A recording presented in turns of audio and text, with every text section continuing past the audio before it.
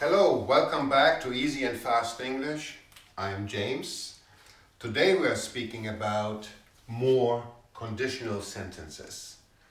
Now, in the previous lesson, we spoke about the three main types of if clauses, conditionals. But sadly, there are more exceptions to if clauses / conditionals as we have to the main rules. Okay? So this time I'm trying to make it as simple as possible, even though I know it does not look so simple. But if you do want to be the master of if clauses and conditionals, you will have to know about it. Still, I'm going to try to make it nice, simple, easy, and quickly fast. Okay?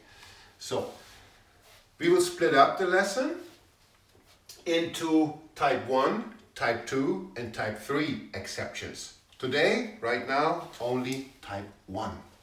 Okay, if you remember, type 1, something is likely to happen, which means it's very likely that the first part of the condition, this part, the if clause, that this condition, that this part, if it comes true, that the second part will become reality.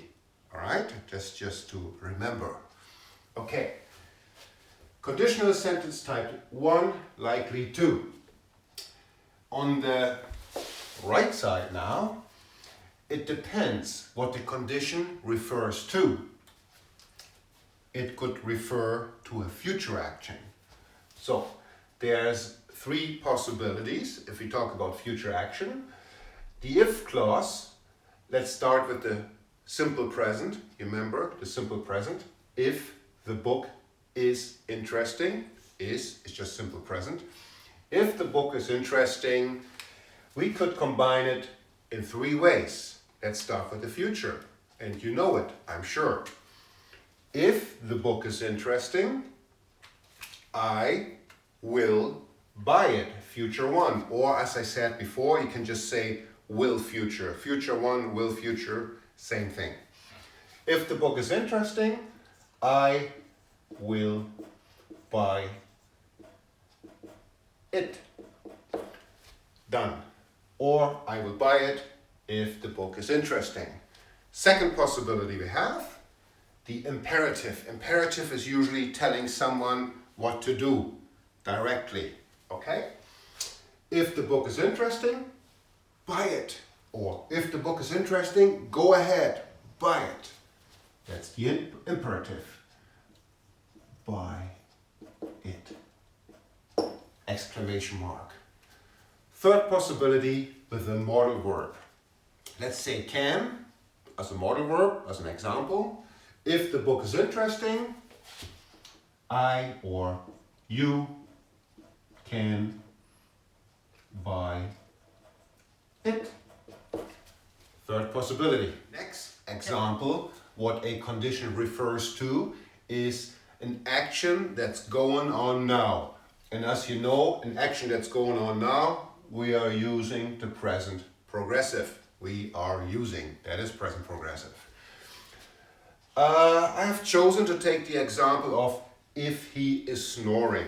Snoring, when you sleep, making funny noises. Usually, if you sleep with someone else next to you, they are not so happy about it. Okay? So 3 possibilities. With if he's snoring, we will do the same thing. Future 1, imperative, and with a modal verb. So, if he is snoring, what would you do? Yeah, me too. I will wake him or her up. Depends who's sleeping next to you. Okay?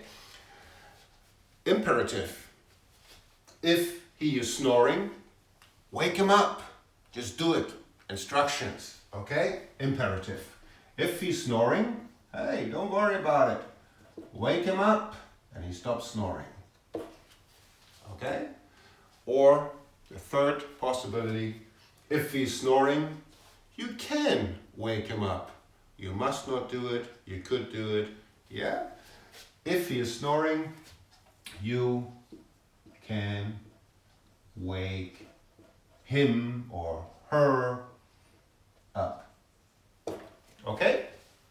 That was the second. Next condition we will refer to is a finished action.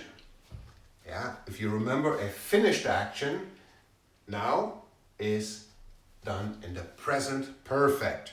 Present perfect, remember, is something that happened in the past but is finished now or has a consequence now. That's what we use the present perfect. So another exception that we have in conditional sentences, if he has moved into his new flat, let's combine this with future one, we will visit him. Okay? Second possibility, if he has moved into his new flat, now imperative, go and visit him or just visit him. Go for it. Visit him. Now we have time to visit him. Or the last possibility, nothing we must do but something we can do, as we use a modal verb. Let's say take can this time. If he has moved in his new flat, you can finally visit him. Okay? That with the modal. Okay, the next condition that we refer to is an improbable action, or an action that is not very likely to happen, but it can happen. Unlikely action. The example I have chosen is if she, it could also be he, if she should win the race, we, for future one, we will, of course, congratulate her. Congratulate her.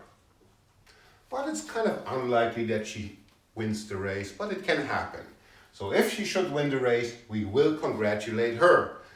And in an imperative, you should really do it. If she should win the race, go for it. Congratulate her. Congratulate her. You should really do it. It's manners. It's the right thing to do. Or, of course, you don't have to do it. You can do it with a modal verb. If she should win the race, you can congratulate her. You don't have to, but again, you can do it. You could do it. It's a nice thing to do. And last but not least, conditionals sentences type 1, present facts, or also known as zero conditionals. This is actually the easiest one because all that you do in the if clause we use the simple present, and in the main clause we also use the simple present. So the example I have chosen, if he gets what he wants, of course you all know children, he is nice. Is the simple present. Or if it's cold outside, I'm not happy. Yeah, that's also simple present. If it rains, the street gets wet. Okay, simple present. Thank you so much for watching another of my videos. I hope it was helpful, and I wish you all a really nice day. Bye bye.